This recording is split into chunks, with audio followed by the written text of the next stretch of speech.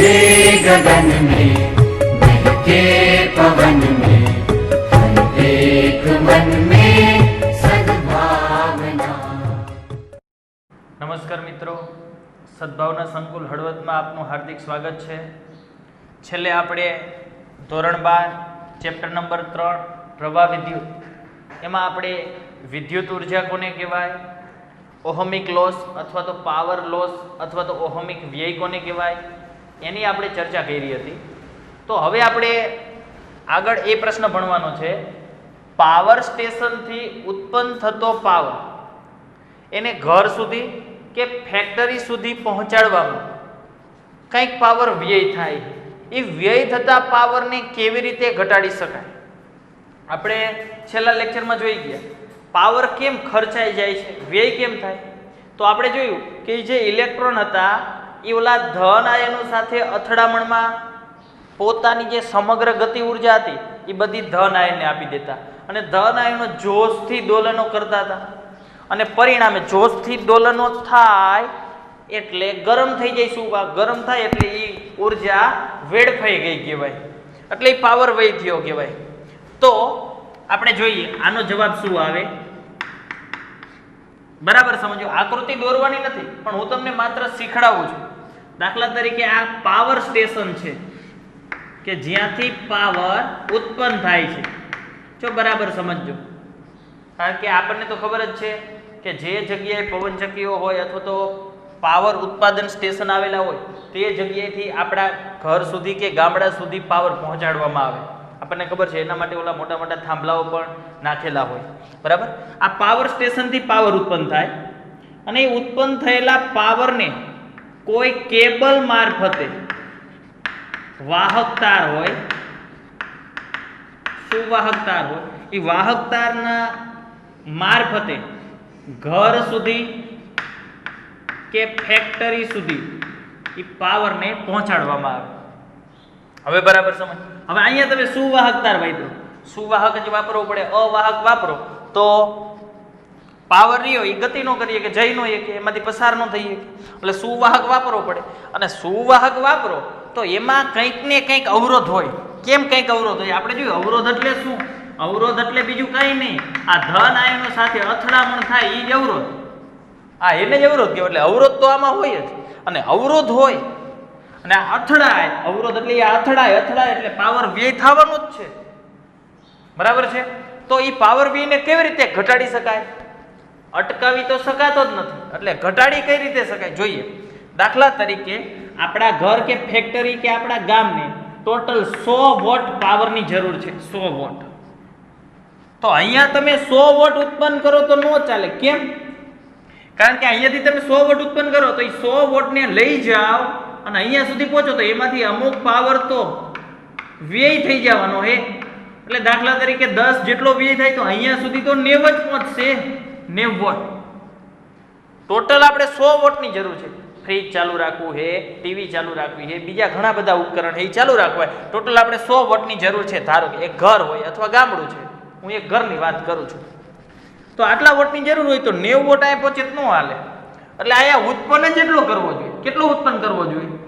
તો કે જેટલો વ્યય પામે છે ઈ, દાખલા તરીકે 10 વ્યય પામતો હોય તો 10 અને આને જેટલી જરૂર છે એટલો, એટલે 110 ઉત્પન્ન કરો ને તો એમાંથી 10 વ્યય થઈ જાય છે। 10 વ્યય થાય ત્યારે 100 જેટલો પૂરેપૂરો મળશે, બરાબર છે। એટલે સમજો આપણે આ જે વ્યય 10 વોટ થાય છે એ ઓછામાં ઓછો વ્યય કરો તો એના માટે શું થાય સમજજો। હવે આપણે શરૂ કરીએ। ધારો કે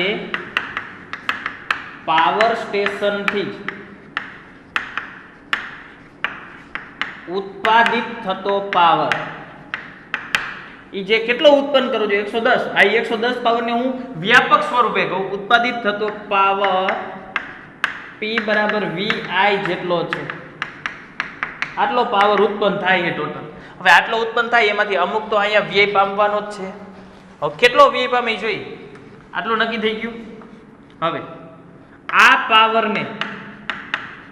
પાવરને પાવર સ્ટેશનથી ઘર કે ફેક્ટરી સુધી સુધી પહોંચાડવા વાહક તાર અથવા તો કેબલનો ઉપયોગ થાય છે. બરાબર છે. આ વાહક તારનો ઉપયોગ કરેલો છે, કેબલનો ઉપયોગ. જેને કંઈક અવરોધ તો હોવાનો જ. કંઈક અવરોધ, એને હું આર નામ આપી દઉં. કંઈક અવરોધ આર તો હોવાનો જ. કંઈક અવરોધ તો હોય જ. અને અવરોધ છે એટલે તો વ્યય થાય. અવરોધ એટલે અથડામણ. એ અથડામણ થાય એટલે ઓલી ગતિ ઉર્જા બધી ધન આયનને દે, ધન આયન જોશથી દૂર, અને એ બધી ઉર્જા વ્યય કરી નાખે, ગરમ થઈ જાય. હા, એ આ અવરોધના લીધે અવરોધ હોવાનો જ. તેથી વ્યય થતો પાવર, વ્યય જે પાવર થાય એ પાવરને હું પીસી કહી દઉં. એટલે આનાથી અલગ રહે. વ્યય પામે એ પાવર અલગ છે, ઉત્પન્ન થાય એ પાવર પણ અલગ જ છે ભાઈ. ઉત્પન્ન થાય એ પાવર પી વીઆઈ જેટલો 110 ઉત્પન્ન થાય, વ્યય તો 10 વોટ જ થાય. બરાબર. તો વ્યય કોના લીધે પામે? અવરોધના લીધે. તો મેં તમને કીધું I²R. આમાંથી કંઈક પ્રવાહ પસાર થાય એટલે I, અને કંઈક અવરોધ હોય એટલે R. બરાબર છે. વ્યય થતો પાવર I²R. હવે I ની કિંમત હું આ સમીકરણ ઉપરથી મૂકું, જોઈજો. I ની કિંમત શું થાય? P ના છેદમાં V થાય ને. P ના છેદમાં V આખાનો વર્ગ ઇન્ટુ R. કારણ કે P બરાબર VI પરથી. હવે જોઈજો, P²R છેદમાં V². હવે આ સમીકરણને આપણે ધ્યાનમાં લેવાનું. સમીકરણ 1 VI પામે એ પાવર આ છે. હવે આને ઘટાડવો હોય તો આ ઘટાડો, ઉત્પન્ન થતો પાવર ઘટાડો, અવરોધ ઘટાડો, અથવા વોલ્ટેજ વધારો. વોલ્ટેજ વધારો તો આ ઘટે. તો હવે જોઈજો, ઉત્પન્ન થતા પાવરને ઘટાડી ન કે કેમ? હવે આપણે જેટલો જોઈએ એટલો તો જોઈએ જ છે, એટલે એટલો ઉત્પન્ન કરવો જ પડશે. આપણે 100 વોટ જોઈએ તો એને 100 વોટ તો ઉત્પન્ન કરવો જ પડે. એટલે આમાં આપણે ઘટાડો ન કરીએ કે. બરાબર છે. એટલે વાંય વઈ તો અવરોધાર ઘટાડી શકો. એટલે ભાઈ ઘટાડી નહીં કે આ વાહક તારને જેટલો અવરોધ છે એટલો તો રહેવાનો જ છે. હા, અવરોધને ઘટાડી શકાય. કઈ રીતે? એટલે આપણે લખશું અહીં વ્યય થતો પાવર ઘટાડવા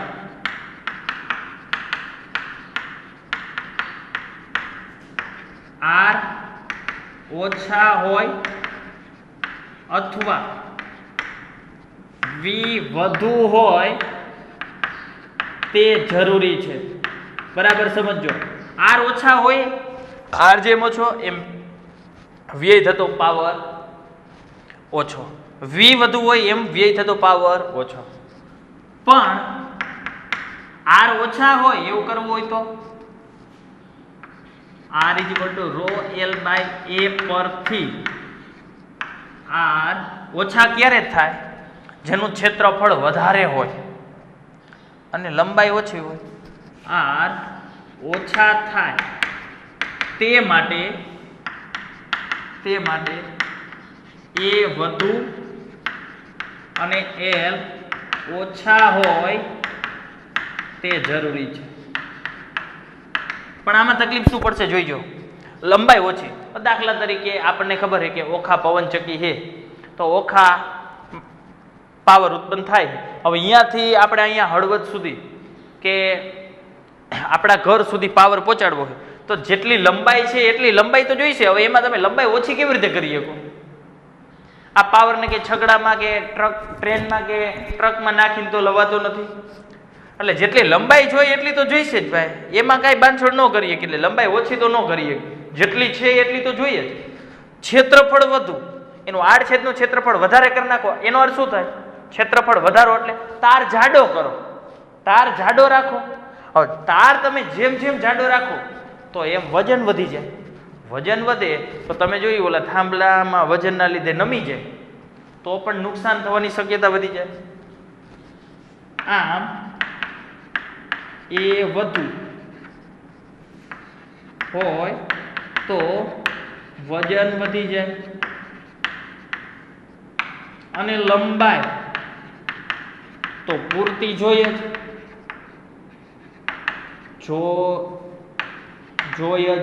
બરાબર છે. લંબાઈ તો પૂરતી જ હોવી જોઈએ. તેથી હવે એકમાત્ર ઉપાય જ વધે આપણી પાસે.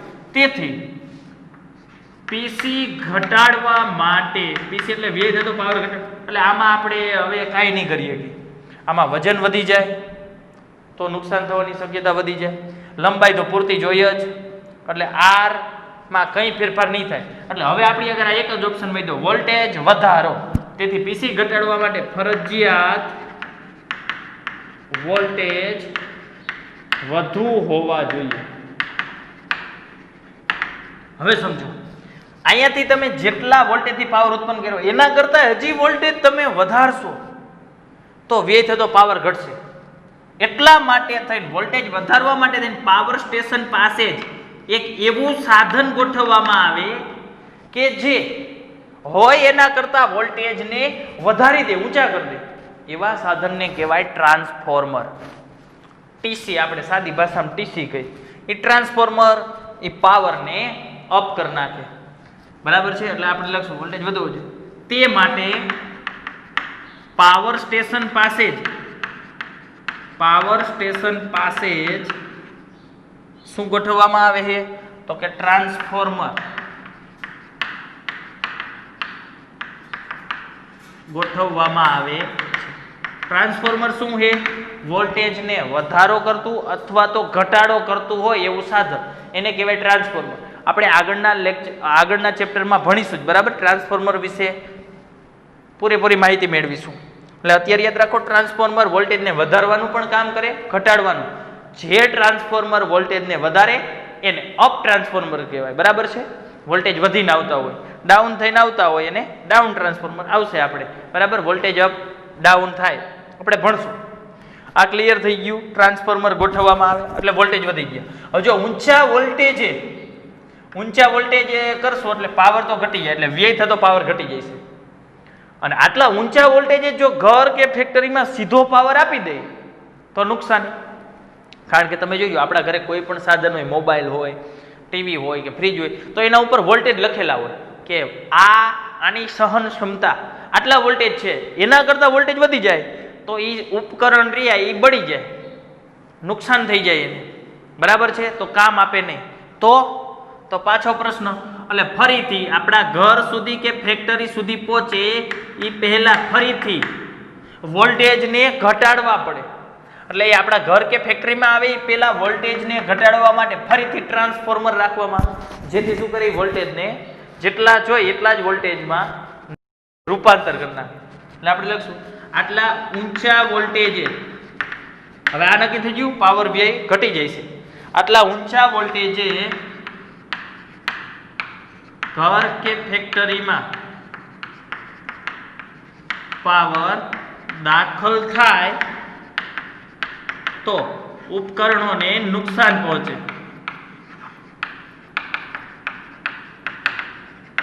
તેથી ઘર કે ફેક્ટરીમાં દાખલ થાય તે પહેલા ટ્રાન્સફોર્મર રાખવામાં આવે, જેથી તે વોલ્ટેજને નીચા કરી શકે. ત્યારબાદ ઘર કે ફેક્ટરીમાં પાવરને દાખલ કરવામાં આવે છે. આ રીતે પાવર વ્યય ઘટાડી શકાય. ક્લિયર થઈ ગયું? તો આ નીચે જે હું એક બે વિધાન બોલ્યું તમારી રીતે લખી નાખજો. આ ક્લિયર થઈ ગયું? એકદમ મજા આવે એવો પ્રશ્ન છે અને સમજાય એવો પ્રશ્ન. આ આકૃતિ દોરવાની નથી, આપણને આપેલી પણ નથી, આ તો સમજાય એટલા માટે દોરી છે. બીજું અને ઘણી વખત તમે જોયું પણ હશે કે આવી રીતે ઘર કે ફેક્ટરી હોય અહીંયાથી દૂર, જ્યાં આવા કેબલ પસાર થતા હોય અહીંયા લખ્યું હોય હાઈ વોલ્ટેજ. તમે જોયું જ હશે હાઈ વોલ્ટેજ, અને પછી ડેન્જરસનું નિશાન કરેલું હોય, ડેન્જરસ ઓલું દોર્યું હોય છે, તમે જોયું ખતરા લખ્યું હોય, ખતરા. હા, કારણ કે ઊંચા વોલ્ટેજ અહીંયાથી પ્રવાહ પાવર પસાર થાય એટલા માટે. ક્લિયર થઈ ગયું? તો આ રીતે આખો પ્રશ્ન લખી નાખવાનો. દાખલ થાય નુકસાન પહોંચાડે તે પહેલા ટ્રાન્સફોર્મર રાખવામાં આવે છે, જે વોલ્ટેજને નીચા કરી અને ઘર કે ફેક્ટરીમાં આપવામાં આવે છે.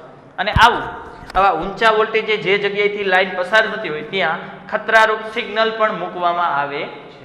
અહીંયા પ્રશ્ન પૂરો થઈ જાય. સમજાઈ ગયો? એકદમ મસ્ત મજાનો પ્રશ્ન હતો, સરળ પ્રશ્ન છે, આવડશે. ચાલો ત્યાર પછી આગળ વધી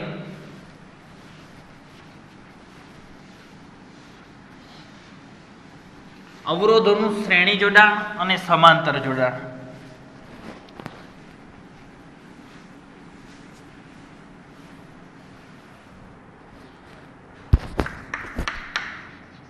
અવરોધોનું શ્રેણી જોડાણ એટલે શું?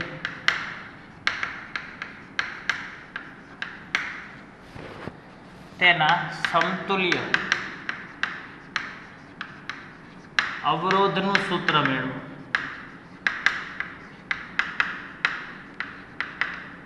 ચાલો જોતા જઈએ. શ્રેણી જોડાણ કોને કહેવાય અને એના સમતુલ્ય જોડાણ, સમતુલ્ય અવરોધનું સૂત્ર 10મા ધોરણમાં તમે ભણી ગયા છો. અને બીજું એક કહી દઉં કે મારી ચેનલ જીગર સર ફિઝિક્સ, આ ચેનલમાં પણ રેગ્યુલર વિડીયો આવે જ છે. તો આ ચેનલના પ્લેલિસ્ટમાં જઈ ધોરણ 12 સાયન્સ એમાં પણ રેગ્યુલર વિડીયો આવતા હોય છે. તો આ વિડીયો પણ જરૂરથી નિહાળજો અને તમારી નોટબુકમાં લખતા રહેજો અને તૈયારી કરતા રહેજો. ચાલો, તો 10મા ધોરણમાં પણ તમે ભણી ગયા છો. શું કામ આવું જોડાણ કરવામાં આવે? કે યોગ્ય મૂલ્યનો અવરોધ મેળવવા માટે થઈ અને આવું જોડાણ કરવામાં આવે. બરાબર. હવે જોઈએ શ્રેણી જોડાણ કેને કહેવાય.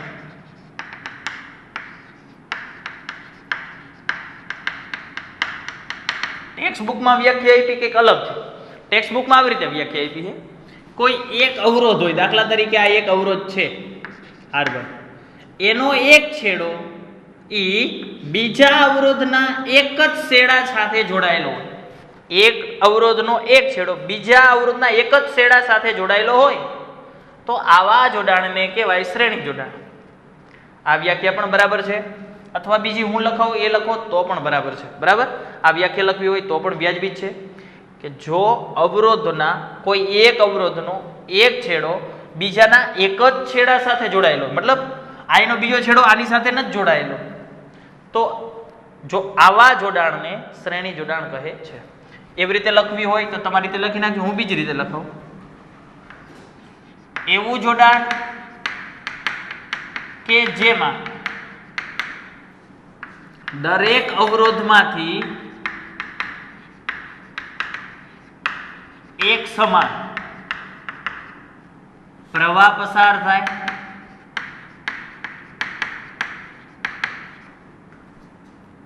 અને દરેક અવરોધ માટે વીજ સ્થિતિમાનનો તફાવત, વિદ્યુત સ્થિતિમાન તફાવત અલગ અલગ હોય, અલગ અલગ હોય તો એવા જોડાણને શ્રેણી જોડાણ કહેવાય. એવું જોડાણ કે જેમાં દરેક અવરોધમાંથી એક સરખો પ્રવાહ પસાર થાય. દાખલા તરીકે હું આકૃતિ દોરું, અહીંયા જોઈજો બરાબર. બે અવરોધ છે. દાખલા તરીકે આ એક અવરોધ R1 છે, આ બીજો અવરોધ R2 છે. એને હું બેટરી સાથે જોડી દીધા આવી રીતે. ટેક્સ્ટ બુકની અંદર બેટરી આપેલી નથી, એને માત્ર અહીંયાથી I1 પ્રવાહ પસાર કરી દીધો, I પ્રવાહ, એટલે બેટરીમાંથી જ આવતો હોય એટલે એને આટલી જ આકૃતિ દોરી. આખી દોરો તો પણ ચાલે. બેટરીના ધન ધ્રુવમાંથી પ્રવાહ નીકળે આપણને ખબર છે અને ઋણ ધ્રુવમાં દાખલ થાય. હવે અહીંયા જે પ્રવાહ પસાર થાય એ જ પ્રવાહ બીજા અવરોધમાંથી પણ પસાર થાય. જો એક સરખો પ્રવાહ અહીંયાથી પ્રવાહ નીકળશે, આમાંથી નીકળી જશે, એ જ પ્રવાહ આમાંથી પસાર થાય. એટલે અહીંયા જેટલો પ્રવાહ પસાર થયો એટલો જ પ્રવાહ અહીંયા પસાર થાય. તો આવું જે જોડાણ છે એને કહેવાય શ્રેણી જોડાણ. અને આમાં શું થાય? વિદ્યુત સ્થિતિમાનનો તફાવત આ બેનો અલગ અલગ હોય. આના વોલ્ટેજ V1 હોય તો આના V2 હોય, ટોટલ વોલ્ટેજ V હોય. હવે આ એવું સમજી લ્યો, આ બાપા છે, બાપાને બે દીકરા થયા, વોલ્ટેજ એટલે રૂપિયા, રૂપિયા વાપરવા વાળા બે જણા, એક ને એક, એટલે ભાગ પડે એટલે અલગ અલગ રૂપિયા દેવા પડે. બરાબર છે. આ નાનો છોકરો હોય, મોટો છોકરો હોય, તો જેને બેને અલગ અલગ રૂપિયા દેવા પડશે, V1 V2. પ્રવાહ એક સરખો, બરાબર છે. પ્રેમનો પ્રવાહ, બેને પ્રેમ તો સરખો જ કરવો પડે, એટલે પ્રેમનો પ્રવાહ એટલે વિદ્યુત પ્રવાહ એક સરખો. ખબર પડી જાય? ક્લિયર થઈ ગયું? તો બેયમાંથી એક સરખો પ્રવાહ પસાર થાય અને દરેકના વોલ્ટેજ અલગ અલગ હોય તો આવા જોડાણને શ્રેણી જોડાણ કહેવાય. એને એમ પણ કહેવાય કે પ્રવાહ પસાર થવા માટે નો રસ્તો એક જ હોય તો એવા જોડાણને પણ શ્રેણી જોડાણ. જો પ્રવાહને આ બેયમાં જ પસાર થતા એક જ રસ્તેથી પસાર થાય એટલે રસ્તો એક જ હોય તો એવા જોડાણને શ્રેણી જોડાણ કહેવાય. અથવા ટેક્સ્ટ બુકની વ્યાખ્યા મુજબ એક અવરોધનો એક જ છેડો બીજા અવરોધના એક જ છેડા સાથે જોડાયેલો હોય. એક અવરોધનો એક જ છેડો બીજાના એક જ સાથે જોડાવાનો, એટલે બેયના બે છેડા જોઈન્ટ ન હોય બે સાથે. આ જોઈન્ટ હોય નાનો નાનો, બીજી એવું નહીં. આનો જો આનો આ એક છેડો, આનો આ છેડો, આ બે જ જોઈન્ટ છે. આ બે છેડા રહ્યા એ પોતાની સાથે નથી જોઈન્ટ. ક્લિયર થઈ ગયું?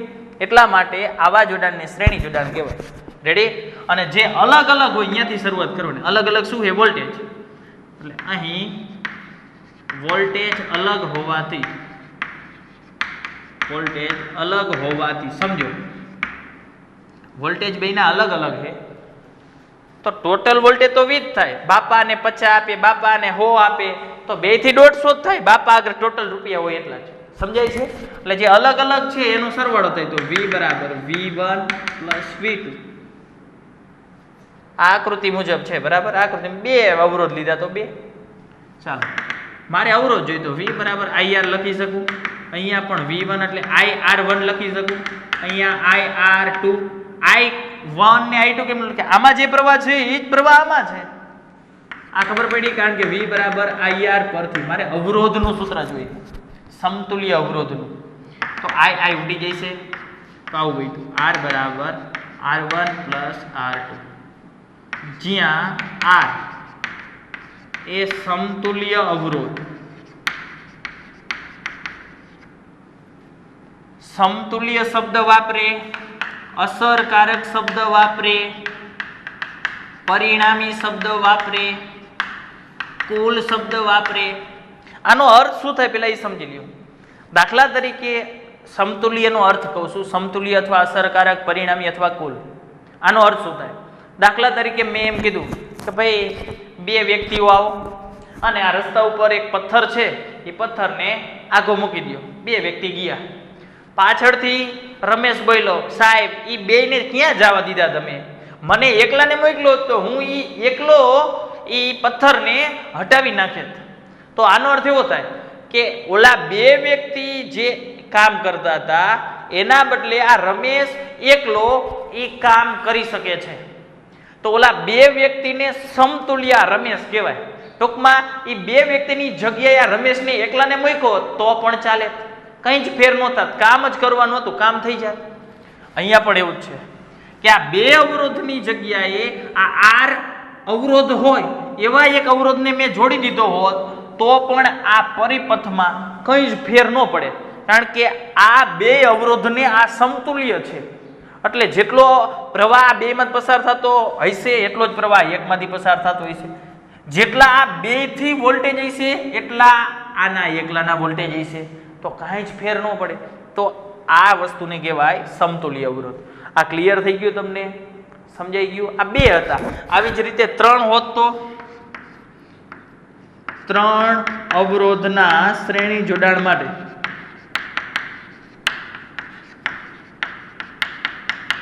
ચાલો 3 અવરોધના શ્રેણી જોડાણ માટે તો એની આકૃતિ દોર નાખો. 3 અવરોધના શ્રેણી જોડાણની આ R1, આ R2, R3 એને આ 20 વોલ્ટની બેટરી સાથે જોડી દીધા. આ પ્રવાહ નીકળો I જેટલો. 3 અવરોધ શ્રેણી જોડાણમાં. હવે તો આ સમજી જાય શ્રેણી જોડાણ. તમે જો હોસ્ટેલમાં રહેતા હોય તો હોસ્ટેલમાં અથવા તો આપણા ઘરે અથવા તો ક્યાંક તમે જોયું છે, દાખલા તરીકે આ પાણીની એક પાઇપ છે. હવે આ નળ ગોઠવેલા છે, પહેલો નળ, બીજો નળ, ત્રીજો નળ, ચોથો નળ. આ બધાય નળ શ્રેણી જોડાણમાં કહેવાય. જેટલું પાણી આ નળમાં આવે એટલું જ પાણી આમાં આવે, એટલું જ પાણી આમાં આવે, એટલું જ પાણી આમાં. અને આ પ્રવાહને પસાર થવા માટેનો આ એક જ રસ્તો છે. એક જ રસ્તો હોય અને દરેકમાંથી પસાર થતો પ્રવાહ, દરેકમાંથી પસાર થતું પાણી એક સરખું જ આવે. દરેક નળમાં એક સરખું જ પાણી બહાર નીકળતું હોય. તો આવા જોડાણને શ્રેણી જોડાણ કહેવાય. એટલે હોસ્ટેલના જે આ નળની સિસ્ટમ છે એ યાદ રાખવાની, એ શ્રેણી જોડાણ. એટલે અવરોધનું પણ આવું જોડાણ હોય, શ્રેણી જોડાણ કહેવાય. આ ક્લિયર થઈ ગયું? તો આમાં અલગ અલગ શું હોય? વોલ્ટેજ હોય. 3 વોલ્ટેજ છે તો 3 વોલ્ટેજ આવશે. ત્રણેયના વોલ્ટેજ શ્રેણીમાં અલગ અલગ હોય. રૂપિયા અલગ અલગ દેવા પડશે બાપાને વાપરવા માટે. ખબર પડી? પ્રવાહ એક સરખો તો વોલ્ટેજ અલગ હોય. શ્રેણી જોડાણનો નિયમ જ એવો હોય કે દરેકના વોલ્ટેજ કેવા હોય? અલગ અલગ હોય. યાદ રાખશો. ચાલો તો V બરાબર અહીંયા શું થઈ જાય છે? IR1,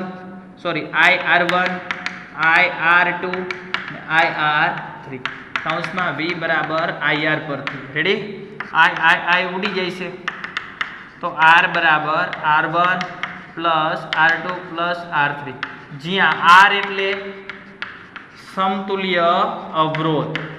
સમતુલ્ય અવરોધનો અર્થ શું થાય મેં તમને સમજાવ્યું.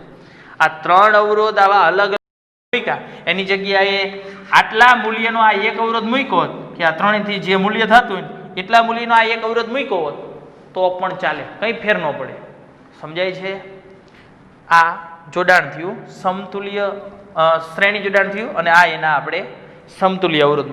આવી જ રીતે n અવરોધ હોય આવા n અવરોધોના શ્રેણી જોડાણ માટે શું સૂત્ર થઈ જાય તો કે R બરાબર R1 plus R2 plus up to Rn. તો આવું સૂત્ર થાય.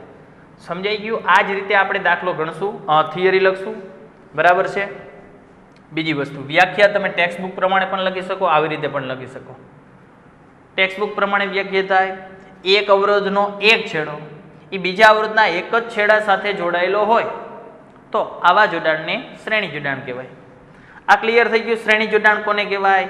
આ હોસ્ટેલના નળવાળું ઉદાહરણ યાદ રાખજો. દરેકમાં એક સરખો પાણીનો પ્રવાહ આવે એમ અહીંયા એક સરખો વિદ્યુતનો પ્રવાહ. તમે જોઈએ અહીંયા જે પાણી પસાર થાય એ જ પાણી અહીંયા. સમજાય છે? અહીંથી જે પાણી પસાર થયું એ જ પાણી આમાં. એટલે આ શ્રેણી જોડાણ કમ્પ્લીટ. બીજું, આમાંથી MCQ પૂછાતો હોય, જે નીટમાં પૂછાતા હોય MCQ ખાસ ગુજકેટમાં. હવે શ્રેણી જોડાણ છે. દાખલા તરીકે મેં બે અવરોધ જોડ્યા, એક 5 ઓહમનો ને એક 10 ઓહમનો. તો એનો સમતુલ્ય અવરોધ કેટલો થાય? 5 વત્તા 10 એટલે 15 ઓહમ થાય. તો શ્રેણી જોડાણના જે સમતુલ્ય અવરોધ મળે, સમતુલ્ય અવરોધ એનું મૂલ્ય કેટલું હોય? તો કે તમે જેટલા અવરોધ શ્રેણીમાં જોડેલા છે એમાંથી જેનું મૂલ્ય સૌથી મોટું છે, મોટું મૂલ્ય, એના કરતાં પણ મોટા મૂલ્યનો અવરોધ શ્રેણીમાં મળે. હવે ઘણી વાર MCQમાં એવું પૂછ્યું હોય, તમને આપી દીધા હોય બે અવરોધ છે, એક 3 ઓહમનો છે ને એક 6 ઓહમનો છે. તો મહત્તમ અવરોધ મેળવવા માટે તમે આનું જોડાણ કેવી રીતે કરી શકો? તો આ બેથી વધુ ને વધુ અવરોધ જોતો હોય તો શ્રેણી જોડાણમાં જોડો, સૌથી વધુ મૂલ્યનો મળશે. આ બે હોય એમાં જે સૌથી મોટો છે એના કરતાં પણ મોટું મૂલ્ય મળે. 5 અને 10 હતા એમાં 10 સૌથી વધારે હતા, એના કરતાં પણ મોટું મૂલ્ય મળ્યું 15 ઓહમ. એટલે ખાસ એ લખવાનું, શ્રેણી જોડાણમાં સમતુલ્ય અવરોધ કેટલો હોય? સમતુલ્ય અવરોધનું મૂલ્ય શ્રેણી માટે મૂલ્ય શ્રેણીમાં જોડેલા વધુ મૂલ્યના અવરોધ કરતા પણ વધુ